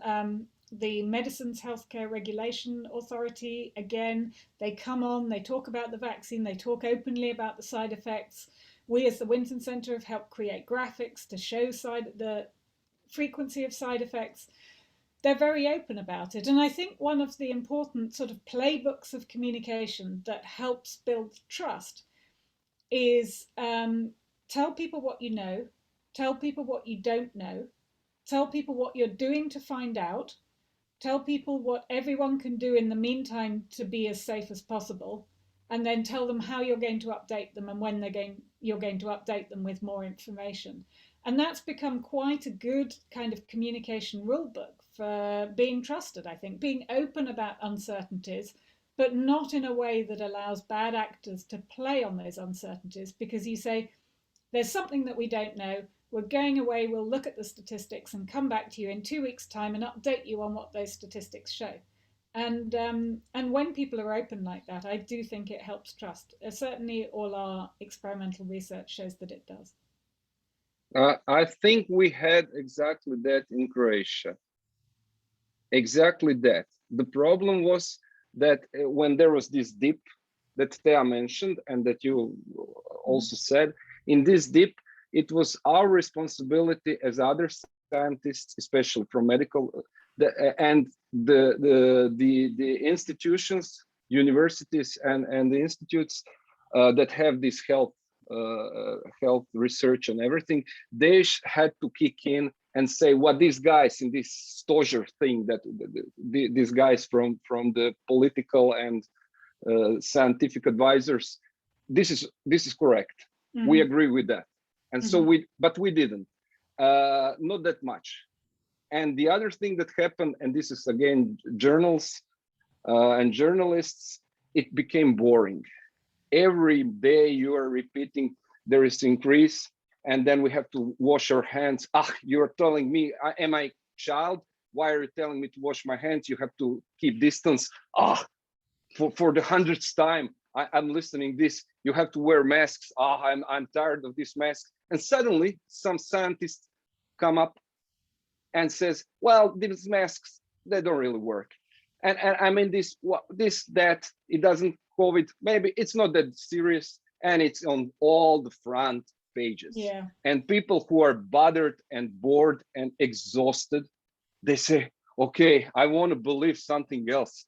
And they start complaining to the journalists, stop telling us how many people getting sick every day. But this is the important number. Stop telling us. And they're, okay, we are producing this. It's a product. We want to sell it. Okay, they removed it. Yeah. No, I mean, it's so, and this is what happens. So you see, and I don't know what to say. I mean, this is what, as I see. I think it's the same the world over, that you get one story, and then of course the media is looking for the opposite story because that makes it news. But I think we've had certainly things that have maybe helped in the UK have been quite responsible reporting from the media. So they are we have a lot of science journalists, and we have a science media centre that supports science journalists. And they are very responsible about making sure that they're checking their sources, that they're not repeating. Nobody wanted to put a foot wrong and suddenly be responsible for deaths. So people were generally quite responsible. And I'm not saying there wasn't, scaremongering or whatever. so there was that, but then also the official information was there every day, national broadcast every day, repeating the messages. And regardless of what was happening on social media, you know, just the other day we've had a ridiculous thing where, you know, somebody talked about a big social media misinformation, and the Prime Minister was there quoting some celebrity and their misinformation. And, you know, it becomes a story because it's funny when the Prime Minister's reading out, well, I don't know this person's records, and clearly she's a very popular singer, but she seems to have misinformed people. And then, you know, she took on and recorded a message in a fake British accent for the Prime Minister, and it became a story in itself. And actually, in a way, that is making the correction of misinformation as equally popular as the misinformation. And that kind of pre-bunking has been shown to work. So if you can get in there quickly and go, here's something silly that's going around on the internet before people even hear it, then they're already primed that this is silly and we've made a joke about it. We tried that, but people then said that we are fighting with that. We are like trying to be funny. You shouldn't be funny. It's science. And, you have to be careful. Yeah, we're trying. Can I jump in?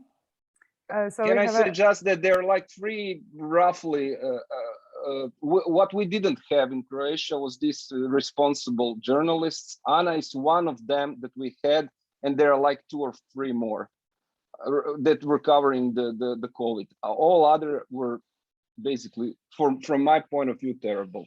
So Anna wasn't terrible. Anna was beautiful in covering this. No, really, I really respect what you did.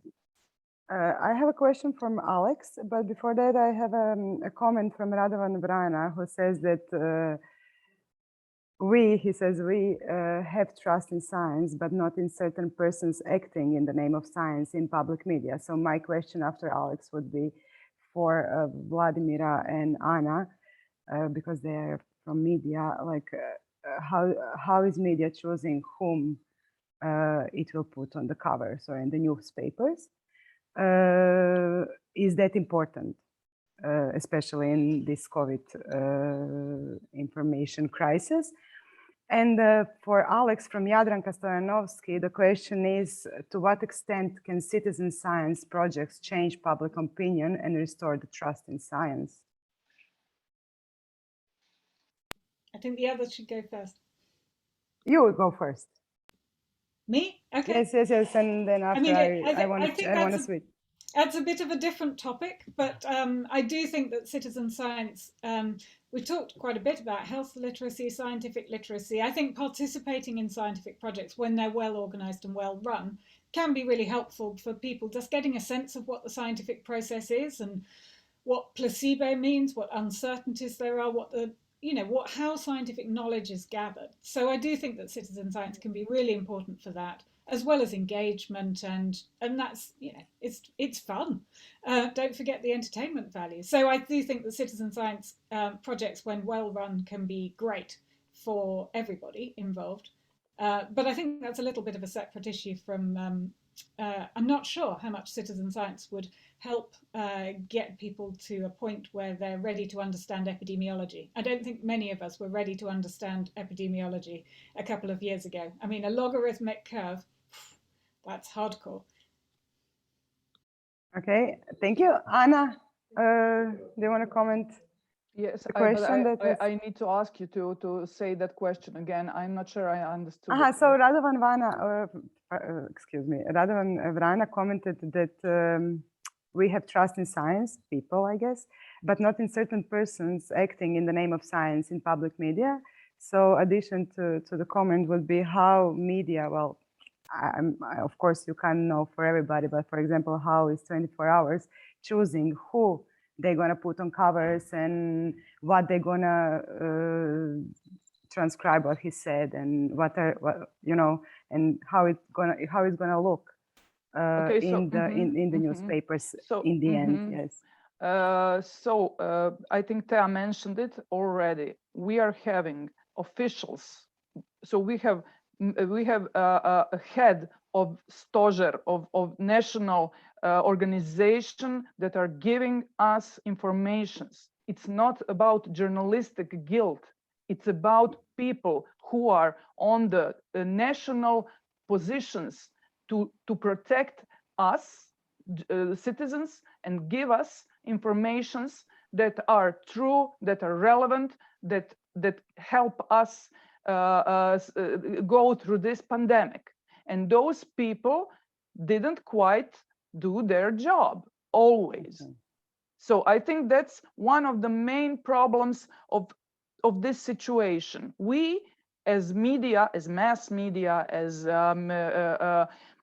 mainstream media, who people get most informations from mass media. So, and of course, it's our legal duty to inform people. If president of national organization for giving information about pandemic says something, should we not get that out? Or am I getting something wrong about my job? I think that that is one way of choosing persons to get to give them space and cover. Okay. Another way is, of course, I want every day I get info from people, different people who are getting me, I don't know, some video. Why didn't you publish this? You are hiding the truth. And then I need to get them to find where they did that video, who made it. It's a lie, it's a misinformation, but journalists are guilty because we didn't publish something. So, I don't think that we agree. Of course, yes. And of course, so I will always call Saša to be my person who I will ask questions. I mean, it is, how should I say? You mean advisor in a sense, yes, not to interview me, right? Journalists who do their job, they know what is the procedure. I don't put my personal opinion. Okay. I ask questions about the subject. Okay. I don't think that we try to accuse anybody in this discussion. No. It's not about. I know that the tensions are high because of everyday life and those things. So we have 10 more minutes, actually 9 more minutes, and I would like us to stop like trying to blame, well, what it seems that we are blaming each other. I would like to talk about future. So how can we solve that in the future, like the communication crisis, the communication of information, of sensitive information? My question is, would we need a special education on that topic for scientists, maybe for journalists, for health staff, for the staff in the healthcare organizations, maybe to institutionalize really like PR departments in the health institutions, and I don't know, maybe to try to simplify the language towards the public so they can understand scientists, they can understand better. So yeah, I want you, all of you, to give your thoughts about that. How can we maybe avoid the same thing in the future? And please, you have 2 minutes, each of you, because we have to. Who wants to start? I'm sorry, I'm told Vladimir. Okay, Vladimira, yes, please start. Yes, actually, what you ask now is what I wanted to comment also when Saša started to talk about that gap and who was guilty that they didn't react. But actually, that is something, and it's close to all this what you mentioned now. In Croatia, it's not all about media and scientists. We didn't mention with one word public relations, PR offices. So in Croatia, actually we have a lot of media and a lot of journalists. Okay, maybe we don't have enough science journalists and health journalists, but definitely we have journalists. But when it's about PR in health, so I believe that all who are working in health institutions, they know that majority of institutions have maybe one person who is like PR in that institution. But what she or he do even journalists many times don't know who is PR in hospitals, for example. Then not to mention that Croatian Health Institute should have better organized, they are functioning now like it was before, but that's something that they must invest. So in public relation, that is something that should be the area where will be invested, you know. We don't have enough PR. So journalists, for example, have many time problems to get the answer on time. You have, for example, you have to publish something till 3 in the afternoon and they are not answering. Then when it's about who will be, with who you will talk, you know, many scientists, actually, Saša is among those who wants to talk, but many of them don't want to go to media. And usually PR is solving those problems. You know, they are finding you a person who is the best for you, who will give you the right answer. And so that is the future, you know, to invest in there is a term, communication ecology. That's something that we will have to talk in Croatia also. It's actually no one in Croatia mentioned ever. I think communication ecology is a whole system of communication fell down in this crisis. But the good news is that we are learning. So now we can see that we have a lot of holes. And I only hope that we will have motivation and that we will have people who will be want to work on it, you know, so we have many. We will all have to work on that. Yeah. Thank you, Vladimira. Kristina, you wanted to comment? Yeah. I'm also a professor of history, so I can say that history repeats all the time. And I think that this was, I mentioned in my presentation, that we need to design a plan to introduce information, media, and scientific literacy in primary and secondary education, because I think that this will help, because I do some exercises with my students. I can show you about that. So they learn how to search for information. They have to give me some strategies of searching. About subject searching, about some subject, I don't know. And then they have to put some concept words that they will search with. Also, they have to say something broader terms, narrow terms, related terms, and etc. And usually they, when they see these exercises, then they know that they don't know everything about information searching. So maybe the information literacy, some courses in primary and secondary school will maybe, I don't know, not to napredovati. Make progress.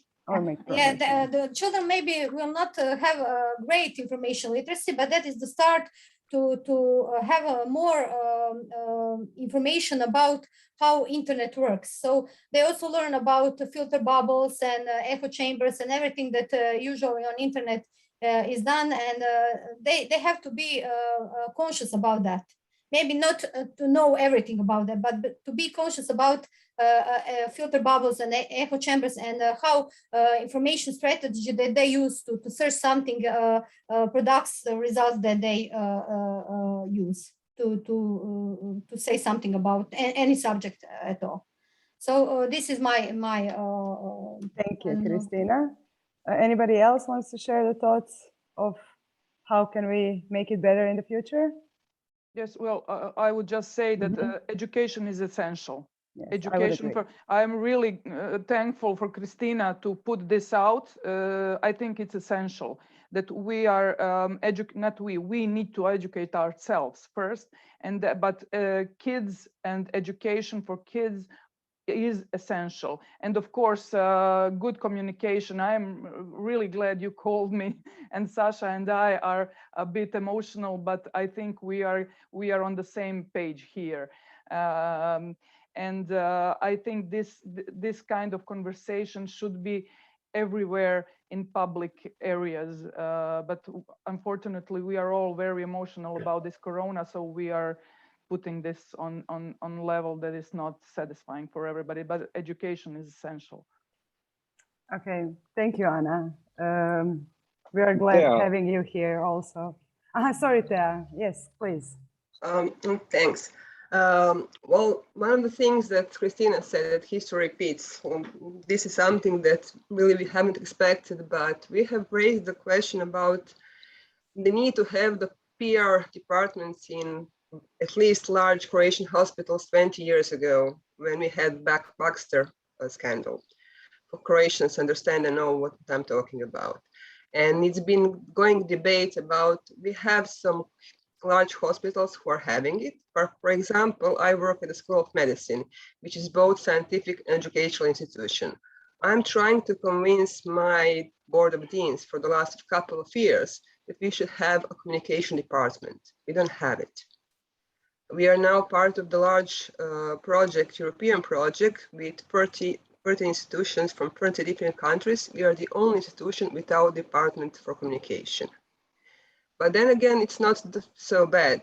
Medical school has started 10 years ago, new study subject for the physicians. It lasts for 6 years. It's called the Fundamentals of Physician Knowledge, and half of that subject is only communication skills. It starts with the basic communication with the patient, how to introduce yourself, and it ends with the PR and public relations and communication with the media on the 6th year. So hopefully at least physicians will know something about the PR and public relations more than we were able to learn when I studied medicine. Yeah, that's a very good news. Thank you, Tea. We will hear Alex now. Final thoughts about the future, Alex? Well, I agree with what's been said, and I clearly need to sign up for Kristina's course because I couldn't answer one of those questions. So I think the two things that I'd add are recognizing science journalism as a profession, I think is important, because if you see a good science journalist at work, it's a phenomenal skilled job. As Anna was saying, you know your sources, you can find things quickly and accurately, and you have an understanding of the subject area.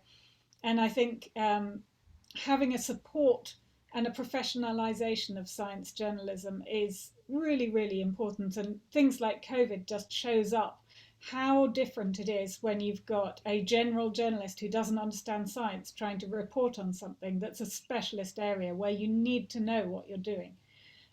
So that's one thing. And the other thing is the source of information. You've been talking about PR departments, which in the UK would make people very worried, because a PR department is usually the people who cover up anything that's going on that they don't want the journalists to know about. So we have quite good centralized independent sources of information. Like the Office of National Statistics has been phenomenal during the COVID pandemic in terms of providing trustworthy mortality statistics. They did randomized testing over the whole country every week so that we know what the case numbers are, and they're looking at long COVID figures and how to report that. So they have been a phenomenal resource. And we have audits of the hospitals, which is again independently collated data, so that you can go to that source and not worry that you've got PR between you and the facts. So I think, yeah, independent sources of trustworthy data and people who know how to find it and know how to interpret it are the key things to help with that pipeline. Thank you, Alex. Saša, do you want to say something? You're the only one left, or you're speechless? Well, I noticed that time is. You have 3 minutes. I don't have any more time. You have 3 minutes. Okay, if you give me 2 minutes. Well, one thing, we have this blaming of who is guilty of what, and the people say, we shouldn't do that.